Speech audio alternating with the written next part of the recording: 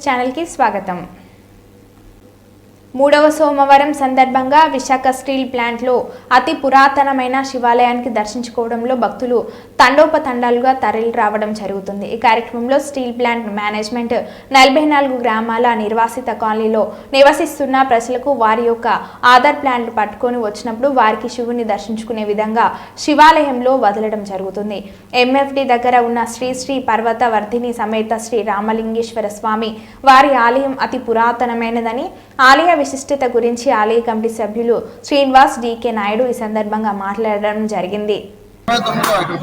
దగ్గర నుండి కూడా విశేష ఈ 44 గ్రామాలు తరలించినా సరే ఈ శివాలయానికి ఎవరు ముట్టుకోవడానికి కూడా ఎవరికి ధైర్యం చాలలేదు. అందువల్ల ఏంటంటే ఈ మహాశివుడికి చాలా మరి అనుకూలమైన చాలా మహిమలు ఉన్నాయి. ఈ శివాలయానికి ఎవరైనా కార్తీక మాసంలో మామూలు సోమవారం కూడా దర్శించుకుంటే వాళ్ళ ఇటువాలని తగ్గిపోయి వాళ్ళ ఆయుర్వేదానికి నమ్మకం బాగా ఉంది. మేము ఆలయ కమిటీగా ప్రతి సంవత్సరం కూడా మహాశివరాత్రి ప్రతి సంవత్సరం కూడా కార్తీక మాసంలో 4వ సోమవారం భోజనాలు పెట్టి మహాన్న సమారాధన ఉంటాయి. 15,000 నుంచి 20,000 జనాలు వస్తారు. అలాగే ముఖ్య యాజమాన్యం కూడా మాకు బాగా సహకరిస్తుంది. ఎందుకంటే ఈ బయట నుంచి వచ్చి నిర్వాసిత కాలనీ ప్రజలైతే సహజంగా ప్రతి జిల్లా నుంచి భక్తులు కూడా మేము ఇక్కడ మేము ఈ సోమవారం దర్శన భాగ్యం కనిపిస్తున్నాం. అయితే దీనివల్ల ఏంటంటే మాకు చాలా ఆనందంగా ఉంది. ఎందుకంటే ప్రతి మహాశివరాత్రి కూడా అమావాస్య ముందు రోజు మహాశివరాత్రి సుమారు ఒక 200-300 మొదలుపెట్టింది. ఈరోజు 1000 మంది వరకు మేము భోజనాలు పెడుతున్నాం.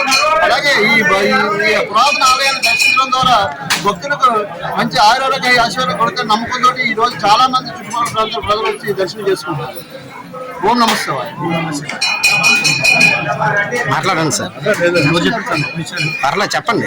మేము అది కమిటీ పెద్దలు వాళ్ళు వివరాలు చెప్పండి.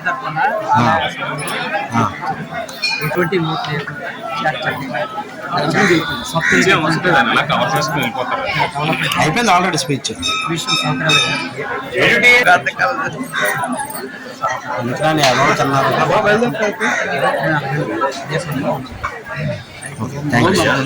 మాకు సరిపోయే ఖర్చులకి ఫోన్ పే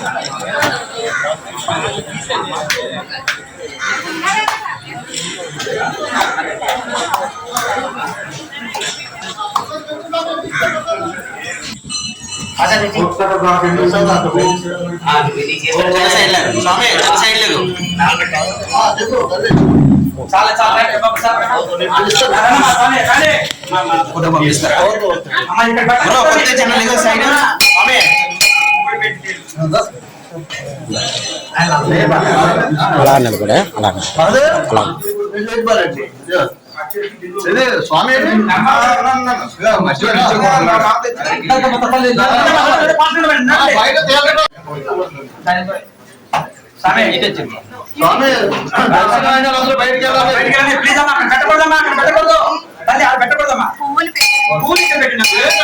బయటకి